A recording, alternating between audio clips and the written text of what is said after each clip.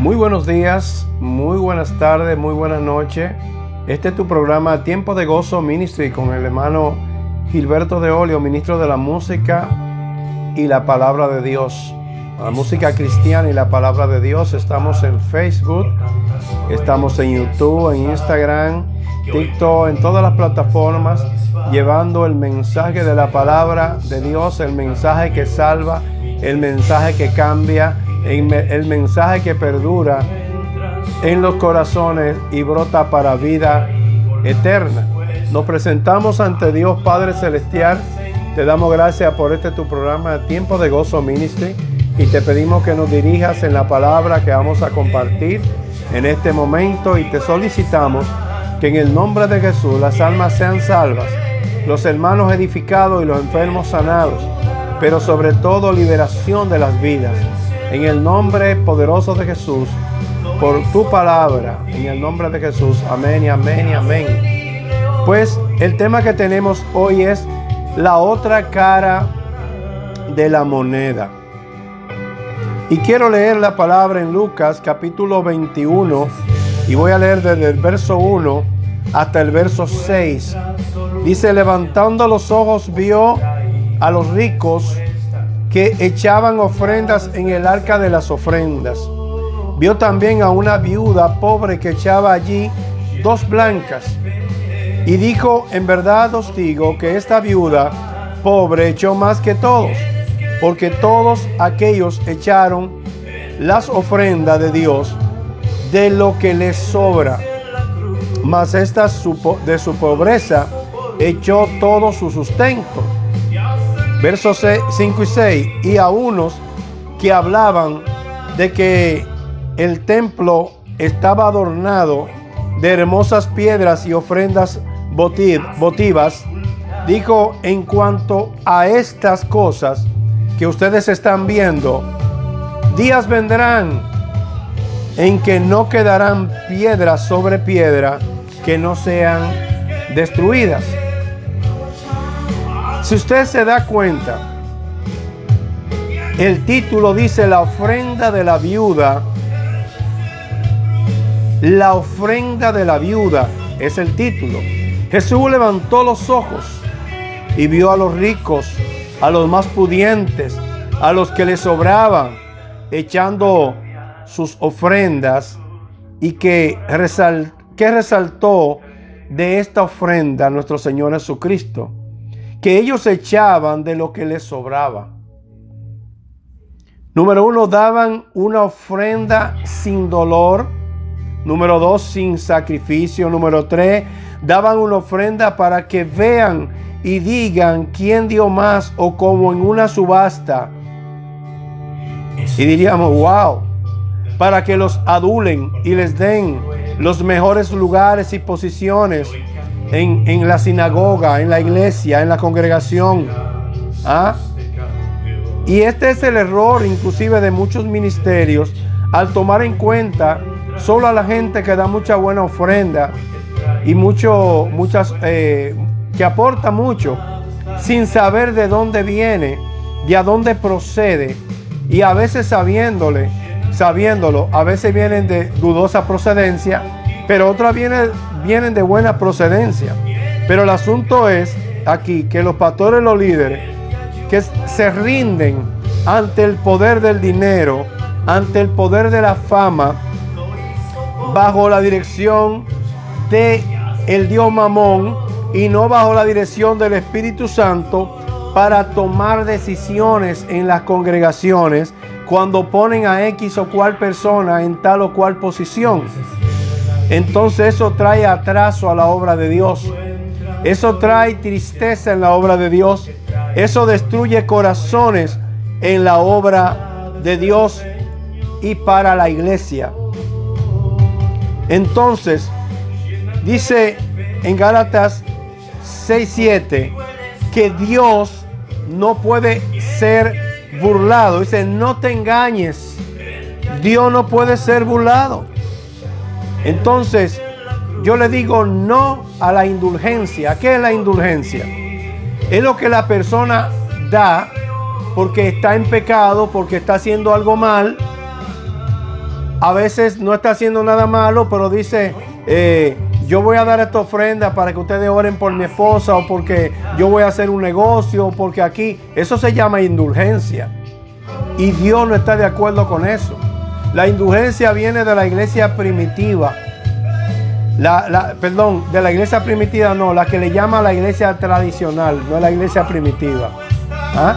Que de tradicional no tiene nada, porque la única iglesia tradicional es la que está en el libro de los Hechos de los Apóstoles, desde el versículo 243, ¿verdad? Capítulo 4 también, y viceversa, y ahí tú ves hasta que te vas topando con las iglesias, cómo empezó la iglesia. Es la iglesia de Cristo, la iglesia tradicional y primera iglesia, sea Dios glorificado. Pero practicaban esto, y esto lo podemos ver un ejemplo en 2 de Reyes capítulo 1, versículo 5, yéndonos aquí a la Biblia, donde habla de Eliseo el profeta y habla de el general Naamán. Este general asirio que contrajo lo que es lepra, una enfermedad que para ese tiempo era incurable, y todo el que padecía esta enfermedad lo desechaban. Al general no lo desechaban, ¿sabe por qué? Por su poderío, por su riqueza y todo. Inclusive dice, cuando tú empiezas a leerlo, voy a parafrasear para ahorrar tiempo, que él le pide carta al rey de Asiria para llevárselo al rey, allá de Israel, porque él quería ir ante el rey de Israel a pedir indulgencia para que lo dejaran ver al profeta Naamán, porque la sirvienta, que se supone procede de Israel, le dijo, hay un siervo de Dios llamado Naamán, que ese te puede curar, ve donde él. Entonces él fue donde el rey de Israel le llevó carta. El rey se enojó, se enfureció, y ¿quién soy yo para que tú vengas donde mí? Vete donde el profeta. Entonces él fue donde el profeta, y cuando fue donde el profeta, Eliseo le mandó un sirviente. Oiga esto, ojo a esto, sabiduría aquí, lo que Dios enseña. Eliseo le mandó a su siervo y le dijo, mira, vete al río Jordán, el río más sucio, y zambúllate 7 veces. Y el rey Naamán escuchó estas palabras y dijo, oye, pero este viene donde mí como que yo soy cualquier cosa, y me manda a su sirviente y me manda a zambullirme 7 veces en el río Jordán para que yo sea limpio y sea restaurado, de acuerdo al versículo 10. Y Naamán se fue enojado, ¿verdad? Pero entonces los sirvientes le dijeron, oye, padre mío, padre Naamán, no rey Naamán, perdón, general Naamán, pero si el profeta te manda alguna gran cosa, versículo 13, no la harías cuanto más, diciéndote, lávate en el río, que es algo como sencillo, métete en ese río 7 veces, zambúllete y vas a ser sano. Y él lo hizo así, y a la 7ª vez salió y fue sanado, y volvió al varón de Dios, volvió a Eliseo y toda su compañía, y se puso delante de él y le dijo, he aquí, ahora conozco que hay Dios en todo Israel, en la tierra. No hay Dios en toda la tierra, sino en Israel. Es el único Dios que debemos de servir, el Dios de Israel, Jehová de los ejércitos, el Dios tuyo, Eliseo. Ese es el único Dios que hay que servir. Te ruego que recibas algún presente de tu siervo. En pocas palabras, recibe una indulgencia, recibe un pago porque me sané, porque tú me sanaste. ¿Y qué le dice Eliseo? Vive Jehová, verso 16, en cuya presencia estoy, que no lo aceptaré. ¿Ah? Y le instaba que aceptaba, o sea, insistía el general Naamán para que él recibiera, pero él decía que no iba a recibir eso, que se llevara su riqueza y su cosa, que lo que él hizo, lo hizo para Dios y dirigido por el Espíritu Santo, no por la ofrenda que este hombre estaba dando acá. Pero Giesi, que era el sirviente de Eliseo, escuchó que Eliseo, el varón de Dios, dijo entre sí, aquí mi señor estorbó a este sirio Naamán, no tomando de su mano las cosas que había demandado, que él estaba dando de su mano. Entonces, ahora vive Jehová, que correré tras él y tomaré de él cosa. Y siguió Giezi a Naamán, lo alcanzó y le dice a Naamán, y él dijo, bien, mi señor, me envía. Dice que Eliseo lo envió para que le diera la riqueza, ¿verdad? Las cosas que él trajo. Y Naamán le dijo, ok, mira, ahí está, coge tanto talento, dice, coge esta riqueza, llévatela a este hato, llévate esta plata, llévate estas bolsas, llévate estos vestidos. Pero en embuste, Eliseo no lo había mandado nada. Pero aquí lo que se está moviendo es el interés por el dinero, que eso es lo que yo quiero que veamos aquí. Ahora, ¿qué precio tiene el interés por el dinero? Y no el interés por la voluntad de Dios, y no el interés por caminar de acuerdo al Espíritu Santo. Dice la palabra que entonces le dijo Eliseo, verso 25, que cuando él entró y se puso delante de Eliseo, Eliseo le dijo, ¿de dónde vienes, Giezi? Y él dijo, tu siervo no ha ido a ningún lugar. Y él entonces le dijo, no, amigo, tú te has equivocado. Mi corazón, dice, ¿no estaba mi corazón allí? Cuando el hombre volvió de su carro a recibirte. O sea, Dios le mostró la visión a Eliseo en el espíritu.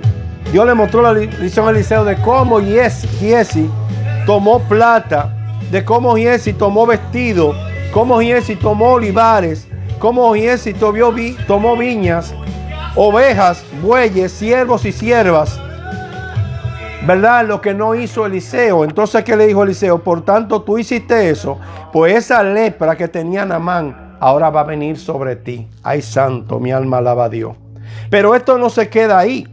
Cuando vamos a Lucas 18:18, encontramos a un hombre principal, un joven rico, que vino a Jesús y le dijo, maestro bueno, ¿qué yo puedo hacer para recibir la salvación como heredad? Y le dijo, bueno, en pocas palabras, obedece lo que te enseña el libro de la ley, ¿verdad? El Antiguo Testamento, porque como ellos se regían por eso. Y dice el rico, bueno, pues yo he hecho todas estas cosas. Y Jesús le dice, bueno, pues si tú has hecho todas esas cosas, lo único que te falta es vender tus riquezas y dárselas a los pobres. Entonces dice el rico, calladamente, dice que se fue callado y no habló nada. ¿Por qué? Porque su corazón y su mente estaban puestas en el dinero, en el afán del dinero, en las riquezas. Y dice Jesús, qué difícil es un rico salvarse. Es más fácil un camello pasar por el ojo de una aguja que un rico ser salvo. Pero también dice el Señor Jesucristo más abajo, pero no hay nada imposible para Dios. O sea que aún así hay posibilidades de salvación para un rico. Pero también cuando vamos al Evangelio de Mateo, capítulo 27, versos 3 al 5, encontramos a Judas que se presenta ante los sacerdotes para entregar las 30 monedas que había recibido por vender al maestro, por intereses. Ese Judas se supone que era el tesorero. Ese Judas que cuando vino aquella mujer con que el frasco de perfume de nardo puro, un perfume caro, fue y lo derramó en los pies del Señor y lo lavaba con su cabello. Y él decía, oye, pero este malgasto, ¿cómo están malgastando aquí? Cuando un perfume de nardo es tan caro.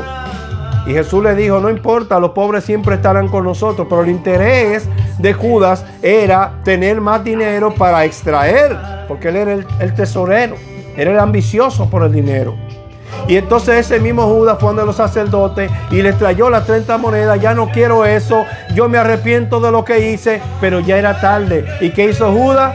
Fue y se ahorcó. ¿Cuál fue la consecuencia de su error?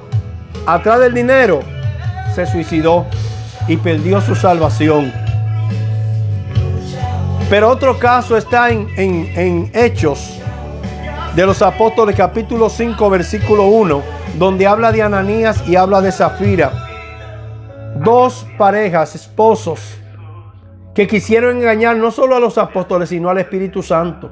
Y dice la palabra que había un concordato de vender propiedades, ofrecer, y ellos ofrecieron y tenían que dar lo que se ofrecía.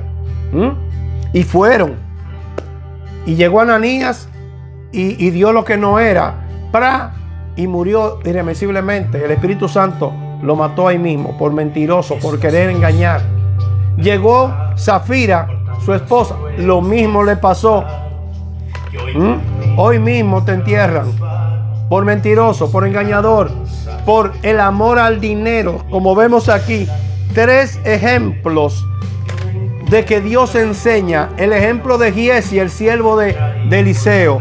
El ejemplo del principal joven rico en Lucas 18:18. El ejemplo de Judas Iscariote, Mateo 27, 3 al 5. Y el ejemplo de Ananías y Zafira en Hechos de los Apóstoles 5:1.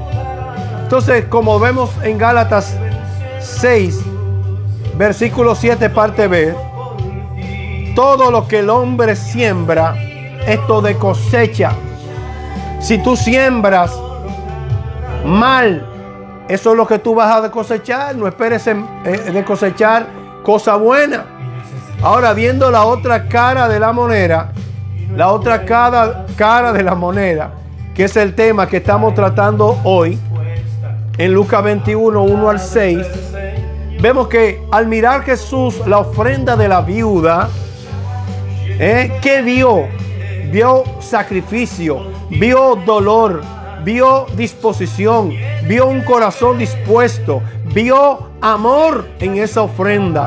Esta pobre mujer que no tenía marido, quizás solo hijos que atender, o sea, hijos que alimentar, que vestir, que darle un techo, entregó todo su patrimonio, toda su riqueza. ¿Y qué dice Jesús? En verdad, ¿qué dice Jesús? En verdad les digo que esta viuda pobre echó más que todo, en el verso 4. Porque aquellos, refiriéndose a los ricos, echaron de lo que les sobraba para la ofrenda para Dios. Pero esta viuda echó todo lo que tenía. 2 blancas griegas o alecta, que era un cuadrante romano. A la sazón, para un buen entendedor, la moneda de menor valor. O sea, todo el sustento que tenía para vivir. Una moneda de menor valor. Pobreza que se traduce en riqueza. ¿Por qué se traduce en riqueza? Le voy a decir por qué se traduce en riqueza y vamos a ir a la palabra de Dios, donde el Señor nos enseña por qué se traduce en riqueza. Cuando vamos aquí a 2 Corintios 9 y leemos desde el verso 5 en adelante, dice: por tanto tuve por necesario exhortar a los hermanos que fuesen primero a vosotros y preparasen primero vuestra generosidad antes prometida, para que esté lista como de generosidad y no como de exigencia. Pablo está hablando de la ofrenda y lo primero que Pablo dice es algo que tú vas a dar por generosidad, no por exigencia. No te exigimos, como en este tiempo que viven exigiéndole y golpeando a la gente y molestando a la gente. Por eso le dan sobres con nombres, para saber quién da, quién no da, para ponerlo en los puestos, el presidente, caballero, de jóvenes, de damas, de aquí, de allá, copastor, a esto, director de alabanza, aquello, ¿verdad? Dependiendo de lo que ofrendan. Eso lo hacen en muchas, no en todas. Entonces dice: pero esto digo, el que siembra escasamente también segará escasamente. Y usted dirá: oye, pero los ricos no dieron escasamente. Sí dieron escasamente, porque ellos dieron de lo que les sobró. Y la mujer viuda sembró todo lo que tenía, toda su riqueza. Entonces, generosamente ella recibió de parte de Dios. Y el que siembra generosamente, como dice aquí, generosamente también va a recibir. Todo, dice, cada uno dé como lo propuso en su corazón. O sea, no dé por dar. Tiene $1000 y usted voy a dar 5. No, lo que Dios puso en tu corazón, sin que te manipulen, ¿verdad? Porque recuerde que esto es por generosidad, no por exigencia, no por manipulación, dice Pablo. ¿Ah? Da lo que está en tu corazón, no con tristeza ni por necesidad. Los ricos no dieron mucho porque le daba tristeza, como el principal joven rico, ¿ah? Que no dio nada, que se fue por no repartir a los pobres, se fue con tristeza. Eso es lo que habla Dios ahí. No dé por tristeza ni por necesidad, porque Dios ama a la persona que da con alegría. Dios te ama cuando tú das con alegría. ¿Ah?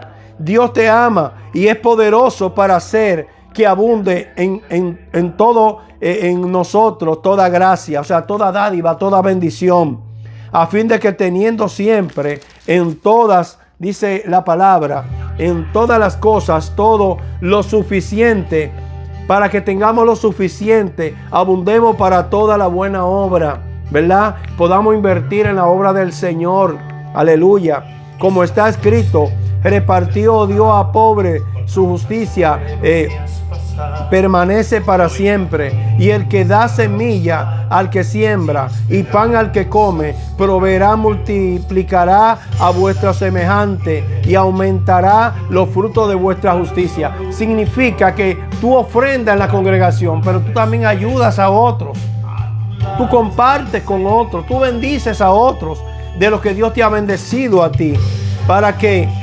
estés enriquecido en todo, para toda liberalidad, la cual produce por medio de nosotros acción de gracias a Dios, porque la ministración de este servicio no solamente suple lo que a los santos les falta, porque la ofrenda no es solamente para pagar los gastos de la congregación, el local, la luz, el agua, el empleado, una ofrenda para el pastor, aunque muchos la cogen, ya ustedes saben, la mal invierten, carro del año, propiedades, y ¿qué pasa? Dice aquí, también hay que invertir en los santos, hay que invertir en los siervos de Dios. Dice, sino también abunden muchas acciones de gracias a Dios, pues la experiencia de esta administración gloriosa a Dios por la obediencia que profesan al Evangelio de Cristo y por la liberalidad de vuestra contribución para ellos y para todos. ¿Ah? La ofrenda es una contribución que usted da para todos, sin manipulación. Que como en una congregación donde yo estaba una vez, ¿verdad? Y dicen, estaba comenzando el año, dicen que para que Dios te bendijera tú tienes que dar una ofrenda de $365 para que Dios te bendiga todo el año. Mentira del diablo. Que para que Dios te sane en otros lugares donde yo he estado. Que tú quieres recibir sanidad, ven y pacta aquí en esta emisora, pacta aquí en este canal, ven y pacta en esta iglesia, ven, pacta conmigo. Tú quieres ser bendecido, ven, si yo soy tu cobertura, tú pagas tanto y tú vas a ser bendecido. Mentira del diablo, eso no lo dice la Biblia. Así mismo en la oración de ellos por vosotros, a quienes aman, a causa de la superabundante gracia de Dios en vosotros. Gracias a Dios por su don inefable. El ofrendar, el dar, el invertir en la obra de Dios, el ayudar a los hermanos, a los pobres, a los necesitados, ayudar a los ministerios, el ayudar a los pastores honestos. Eso, dice, es una gracia dada por Dios, es un don dado por Dios para los que dicen que los dones no existen en este tiempo. Alabado sea Cristo. Pero vamos a leer también en Lucas 6:37. Lucas 6:37. Hay otra enseñanza de parte del Señor. Aleluya. Dice así. Lucas 6:37. Dice, no juzguéis y no seréis juzgados. Porque a la gente le gusta juzgar al que ofrenda poco. Lo juzgan. Mira este no da, ni dice dónde hay. no lava ni presta la batea. Este no invierte en la obra de Dios. Y tú ves a ellos con los micrófonos allá adelante, acabando con la gente, juzgando a la gente sin saber la necesidad de la gente, como era el caso de esta viuda, que dio una moneda de poco valor porque era lo que tenía, no tenía nada más para dar. Entonces, dice no juzguéis y no seréis juzgados, dice la palabra. No condenéis y no seréis condenados. Perdonad y seréis perdonados. Entonces dice, dad y se os dará. Medida buena, apretada, remecida y rebosante, darán en vuestros regazos, porque con la misma medida con que mides, así también te van a medir. Tú das y Dios te va a dar, ok, pero con lo que tú tengas en tu corazón, así mismo lo va a hacer Dios. Si tú das de lo que te sobra, así mismo va a ser Dios. Pero si tú das todo lo que tú tienes, ¿verdad?, de corazón, y como leímos en la palabra, como Dios propuso en tu corazón, ¿verdad?, así es que tú tienes que darle al Señor. No como te obliguen, no como te manipulen, sino como Dios te dijo que diera. Y quiero volver a donde comencé para así terminar. Y es en Lucas 21. Quiero terminar, pero no sin antes ver estos dos versículos. Recuerda que estamos hablando bajo el tema de las dos caras de la moneda. Estos dos versículos, el versículo 5 y 6 del capítulo 21 de Lucas, oiga lo que dice. Dice, a unos hablaban de que el templo estaba adornado de hermosas piedras y ofrendas votivas. O sea, que yo no sé si tú has visto esto, que piden dinero, pactan, ofrende, de dinero, sacan dinero, le quitan dinero a la gente, propiedades, carros, lujo, joyas, de todo, para edificar. Y hacen un edificio bonito, grande, hermoso, precioso, pero algo, oye, y la gente no, porque ya tienen un edificio donde caben 500 personas, bien, cómodo. No, tenemos que hacer uno de 2000. Pero también, entonces eso es poniéndole carga a la congregación. Poniéndole carga a la congregación. Como dije en Gálatas capítulo 6. Como leímos en Gálatas 6. Dios no puede ser burlado. Dice Gálatas 6:7. Dios no puede ser burlado. Con la medida que midas serás medido. Entonces, vemos estas congregaciones, estos lugares que le llaman iglesia y templo, pero la iglesia somos nosotros y el templo del Espíritu Santo somos nosotros. Adornada, con muchísimas cosas de lujo, el carro del pastor, que no es malo tener un lugar de reunión bonito, no es malo tener un carro del año, ¿verdad? Lo malo es no invertir, como leímos en la palabra, ¿verdad? En Corintios 9, 2 Corintios 9, 5 al 15 y 2 Corintios capítulo 8, 1, también, que no lo leímos, pero también para que usted lo lea. Ok, usted pide ofrenda, pero para invertir en el building, en el edificio, y las viudas, y los pobres, y los necesitados. No, para eso vamos a buscar comida de la que da el gobierno, de esas que desechan. Doble moral, hipócritas, falsos, mentirosos. A ustedes los va a juzgar Dios. Oiga lo que dice, versículo 6. En cuanto a estas cosas que ustedes están viendo preciosas y están afanados por levantar, en cuanto a estas cosas que ven, vendrán días en que no quedará piedra sobre piedra que no sea destruida. Y esto se aplica a la venida de Cristo, pero a la destrucción del templo. Pero lo que quiero enseñar en esta palabra es que por mucho que te afanes, como dice en Mateo 6:6 también, no podrás añadir un codo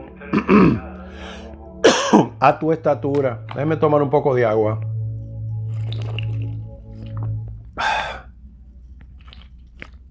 Por más que tú luches, por más que tú trates, tú podrás tener aviones, carros del año, edificios grandes, congregaciones milenarias inmensas, joyas, buena ropa de marca. Pero por más que te afanes, todo eso va a ser destruido, todo eso se queda. Nadie se va con nada en la caja, ni cuando Cristo venga se va a llevar nada de eso. Y si tu corazón y tu mente están puestas en esas cosas, en el Dios Mamón, te vas a ir al infierno. Por eso es que Dios ve la otra cara de la moneda. Y la cara de la moneda que Dios vio aquí fue la de la ofrenda de la viuda, que dio todo lo que tenía y sin manipulación, sino entendiendo que había que aportar para la obra de Dios y para los santos. Amén. Vamos a orar y espero que tú hayas recibido esta enseñanza, que hayas entendido el propósito de ella. Así que ora conmigo y extiende tus manos donde está y pon tu mano en la parte afectada, que también vamos a orar por los enfermos. Pero quiero orar por aquellos que quieren entregar sus corazones al Señor. Y le digo algo: el Señor no entregó migajas para salvarte a ti, para salvarme a mí. El Señor entregó a su Hijo. En Juan capítulo 3 verso 16, de tal manera nos amó, con tal amor tan grande nos amó, que entregó lo más preciado, a su único Hijo Jesucristo, para que todo aquel que en Él cree no se pierda. El Señor pudo haber mandado un ángel, al ángel Gabriel, a un ángel guerrero. El Señor pudo haber hecho otra cosa, pero Él dijo: no voy a dar migajas, no voy a dar miseria, voy a dar a mi Hijo. ¿Te gusta? Voy a dar a mi Hijo. Y entregó a su Hijo por tu salvación y por mi salvación, por tu bendición y por mi bendición. Así que ora conmigo y entrega tu corazón a Dios. Repite conmigo: Padre Celestial, en el nombre de Jesús, a ti quiero entregar mi corazón, mi vida. Te reconozco como mi Salvador. Reconozco que tu Padre diste a tu Hijo Jesucristo, que era lo más grande para ti, para que todo aquel que en Él crea no se pierda, sino que tenga la vida eterna. Tú no diste miseria, tú diste a tu Hijo para salvarnos en la cruz del Calvario y darnos vida eterna. Y yo lo acepto hoy a Él como Salvador, en el nombre de Jesús. Amén. Padre, también quiero orar por los enfermos, por los descarriados, para que se reconcilien contigo. Quiero orar por todos aquellos siervos y siervas que están padeciendo cualquier tipo de enfermedad, para que ahora sean sanados, sean liberados, sean libertados, sean llenos de tu poder, de tu gloria, de tu unción. Glorifícate en cada uno de ellos ahora en el nombre de Jesús. Salva las almas, Señor. Aquellos que están desahuciados de los médicos, los ancianos que no pueden ir a las congregaciones porque no los buscan, se han olvidado de ellos. Solo están pendientes como en el mundo, en la mano productiva de dinero, y no en las canas que tienen producción de sabiduría, y la han dejado olvidada en las casas. Clamamos por esas almas, clamamos por esas vidas. Toca a los pastores, toca a los ministerios, para que se enfoquen en la visión real que es en Cristo Jesús. Gracias, Padre, Hijo y Espíritu Santo, por este tiempo de gozo, por esta palabra, la otra cara de la moneda. Amén y amén. Dios te bendiga, Dios te guarde. No sin antes decirte que vaya a las plataformas y nos busque como Gilberto de Olio y vea los mensajes, escuche las canciones como esa que suena en fondo allá en YouTube, y compártela gratis. Pon tu comentario, dale un like si así te gusta, pero comparte. La idea es que las almas sean salvadas y sean bendecidas por medio de nuestro ministerio, con esta música que bendice el alma y esta palabra que llega a los corazones. Dios te bendiga, Dios te guarde, y Dios te dé gozo, paz y te llene de favores en donde quiera que tú estés. Este fue tu hermano Gilberto de Olio. Este fue tu programa Tiempo de Gozo. Sigue orando y leyendo la palabra, y Dios hará la diferencia. Dios te bendiga.